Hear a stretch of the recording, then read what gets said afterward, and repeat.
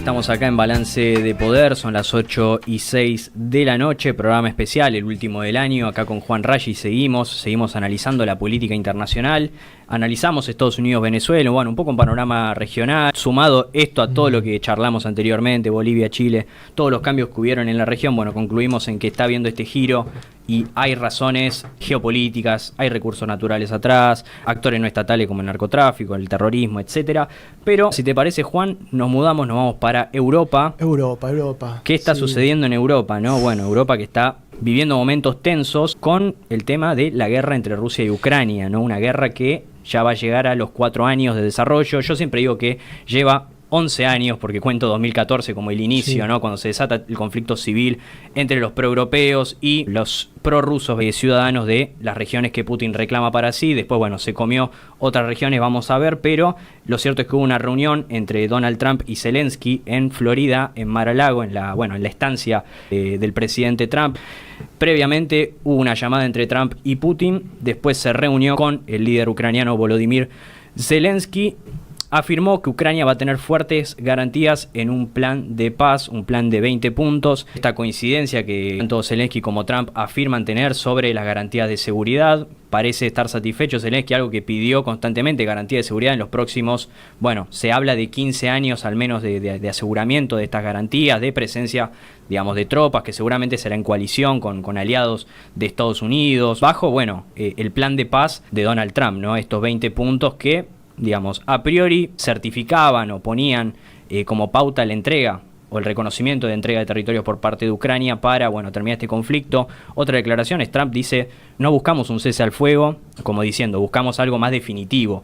Algo que, digamos, en términos realistas, es complicado pensar, ¿no? Un final definitivo a este conflicto, los dos líderes o dos representantes ruso y ucraniano dándose la mano, sellando una paz definitiva, cuando las raíces del conflicto son muy profundas, tienen antecedentes históricos. Putin lo vemos esgrimiendo argumentos históricos de hace cientos, incluso miles de años atrás, y bueno, los ucranianos también, lo propio, ¿no? Digamos, está involucrado ni más ni menos que su territorio internacionalmente reconocido, ¿no? Algo que no va a reconocer, digamos, las ganancias territoriales rusas, jamás, y este conflicto va a quedar congelado seguramente en un cese de fuego. Por eso digo, pronóstico de Trump yo creo que es demasiado optimista ahora al hablar de, bueno, no buscamos un cese de fuego, sino algo más definitivo. Es muy complicado, me parece, ¿no? Primero hay que entender, para que la gente que está escuchando y que por ahí no está familiarizada con este conflicto, un poco como dice Putin, ¿no? Hay que volver atrás y pensar en la Unión Soviética. Ustedes piensen que Ucrania, como Kazajistán, como Tayikistán, como Estonia, Letonia, Lituania, Moldavia, todos formaban parte de la gran Unión de Repúblicas Socialistas Soviéticas. De esa conformación y de ese desprendimiento han quedado dentro de los territorios nacionales hoy ya y soberanos población proeuropea y población prorrusa. En algunos países en mayor medida una que la otra, y eso es lo que genera tensiones entre los que miran a Europa y Occidente queriendo alinearse con ese eje y quienes, por el contrario, se quieren alinear o quieren seguir formando parte de ese enclave ruso. Lituania, Letonia y Estonia, inteligentemente, por una coyuntura del destino y del tiempo, lograron rápidamente incorporarse a la OTAN, que es este escudo militar y armamentístico que protege... Crearon la Guerra Fría. Que de alguna manera protege la integridad territorial de los países que son miembros o que forman parte. Y Ucrania quedó fuera de Ucrania, Moldavia, quedaron fuera de este entramado porque en su momento eran países donde los gobernantes eran prorrusos. Exactamente. Es algo reciente el hecho del Euromaidán, esto de unirse a la Unión Europea, a la OTAN, es un deseo que viene de ahora, producto de un cambio social, un cambio en la política también. Claro. Bueno, la llegada de Zelensky al poder yo creo que fue la manifestación más plena. Ucrania siempre fue funcional a los intereses rusos. A los intereses rusos. Pero lo que sucedió es que la población ucraniana empezó a mirar más a Europa que a Rusia, y este proceso donde han quedado sectores como Lugansk y Donetsk, que es la región del Donbass, sí son prorrusos. El resto de Ucrania mira hacia Europa, mira hacia Occidente, mira la modernidad y una manera de vivir que está en otra sintonía. Ahí lo están viendo ustedes. Sí. Ustedes fíjense que esa región que está marcada de naranjado Es una región que eminentemente tiene ciudadanos prorrusos, que miran más hacia ese nivel de vida ruso. Y la parte blanca y el resto de Ucrania mira más a Europa, a la modernidad, a Occidente. Ya quieren dejar atrás ese viejo pasado histórico. Y ahí aparece este personaje que es Zelensky, que yo les recomiendo a todas las personas, recomiendo que miren Servidor Público. La verdad que sí, hay que verlo. verlo. ¿Por qué les recomiendo Servidor Público? Porque es la serie que catapultó a Zelensky, aunque no se crean, esto no es novela, no es ciencia ficción, no es Stranger Things, es real. Esta serie fue la que catapultó a Zelensky a la presidencia de Ucrania. Él llega siendo un actor, un comediante que satirizó la corrupción, que es altísima. Sí. A ver, Ucrania es un país eminentemente corrupto. Sí, totalmente. Permeable a negocios ilícitos. No es la panacea democrática que quisieron hacer creer en los primeros días de la guerra, que esto de defendamos la democracia ucraniana atacada por un régimen autoritario. Toda esa narrativa, hablamos de narrativas, bueno, de un lado y del otro. Y Zelensky llega satirizando todo esto, diciendo que iba a luchar y que el dinero público iba a llegar a los ciudadanos, y que se iba a mirar hacia Occidente, que se iba a mirar hacia Estados Unidos, y que iban a formar parte de la Unión Europea, y que iban a beneficiarse de la Unión Europea y que van a formar parte de la OTAN. Es parte de todo lo que del discurso con el que él llega. Llega con el 70% de los votos. Sí. Se queda con la mayoría de la Rada Suprema, que es el Parlamento ucraniano. Bueno, cuando llega eso y que empieza a mirar a Occidente y empieza a olvidar a Putin, bueno, fue la gota que rebalsó el vaso. Puntualmente, bueno, estamos hablando del Euromaidán, algo que sucedió unos años previo a la asunción de Zelensky.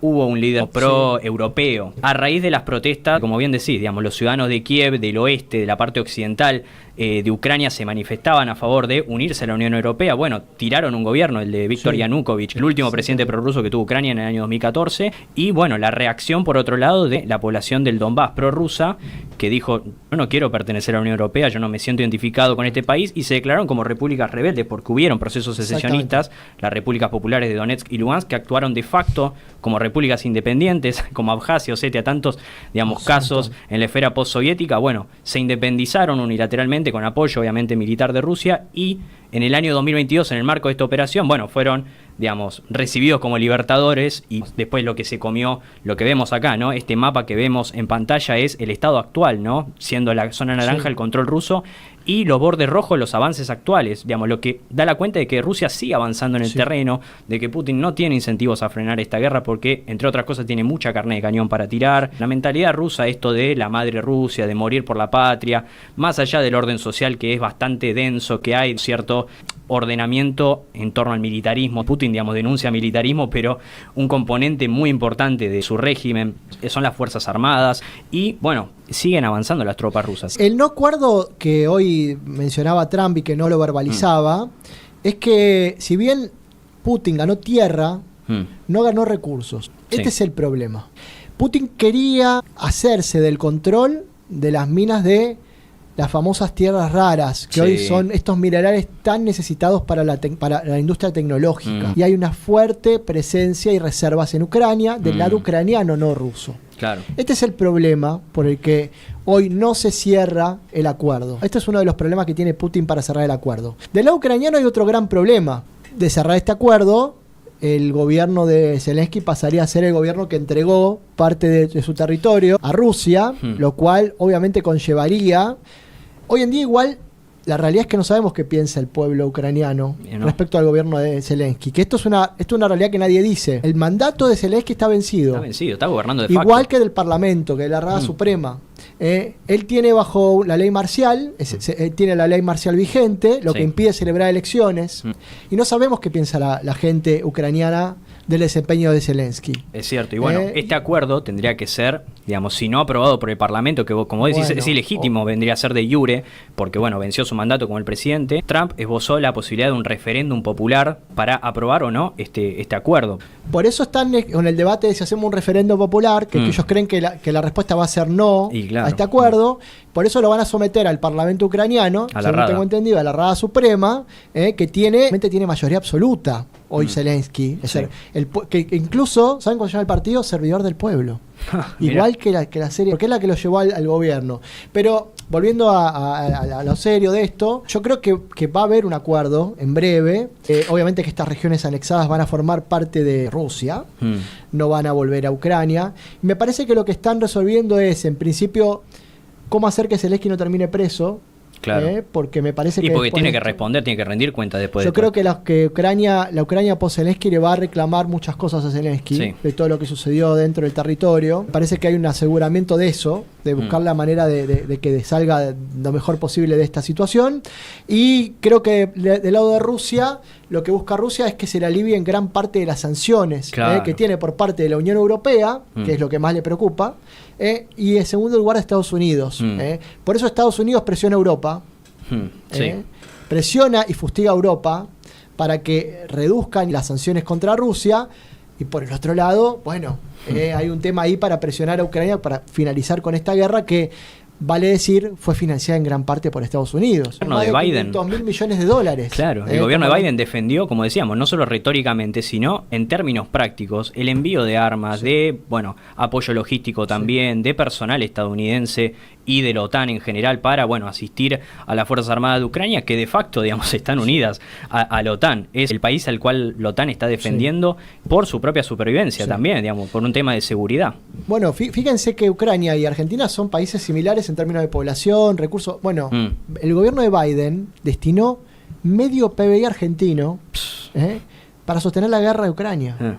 Para sostener Ucrania en este sentido. Bueno, el acuerdo tiene varios puntos que ya se saben. Sí. Primero va a formar, la idea es que cuando se selle la paz, Ucrania va a ser así como una especie de protegido de la OTAN. Claro. Eso es el primer dato que está avalado por Putin. Va a ser miembro no formal de la OTAN. Que es una de las garantías de seguridad. Es una de las garantías de seguridad de las que habla Trump. Esta es la garantía de seguridad que habla Trump. Por el otro lado, Rusia pide que le alivien las sanciones. Gran parte de estas sanciones están impuestas por la Unión Europea. Va a tener que presionar a sus socios europeos para que alivien las sanciones.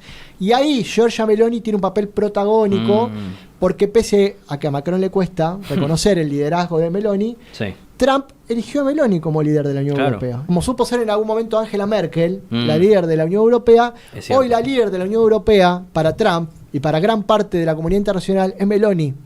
No es Macron, que está en serios problemas domésticos en Francia. Yo creo que es un conflicto próximo a resolverse, no está muy lejano, pero creo que acá el debate tiene que ver con, volvemos de vuelta, con el posicionamiento estratégico de los recursos naturales, con la reconstrucción de Ucrania, que va a ser muy difícil y dura. Ese es otro tema. Ya hay empresas interesados estadounidenses por su lado. Bueno, los dos enviados de paz de Donald Trump son magnates del sector inmobiliario. Estamos hablando de Jared Kushner, el yerno de Trump, y también Steven Witkoff, otro magnate inmobiliario de Nueva York, digamos, cortado por la misma tijera que Trump, y bueno, con muchos intereses, no solo ahí, sino en Gaza también. Son los dos enviados diplomáticos, casualmente dos tipos de fuste en el sector inmobiliario americano. Y también es cómo va a lograr Trump que le alivien las sanciones a Ucrania. Yo creo que se va a resolver, pero no es una solución de tan corto plazo. Me parece que es a mediano o largo plazo.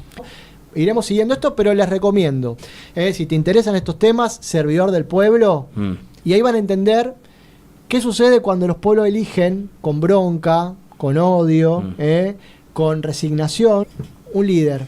Porque no deja de ser también un error del pueblo ucraniano haber elegido un actor que ni siquiera había pasado por el Parlamento, sin un experiencia outsider política, total. Un outsider total que venía de los sets de televisión automáticamente a la presidencia de la República sin ninguna experiencia previa. Sí, y previamente en uno de esos desarrollos fílmicos, a los tiros, o sea, ejecutando a un grupo de políticos supuestamente corruptos, ¿no? Como dice Juan, vean El Servidor del Pueblo, incluido yo. Ahí van a entender qué pasa en Ucrania.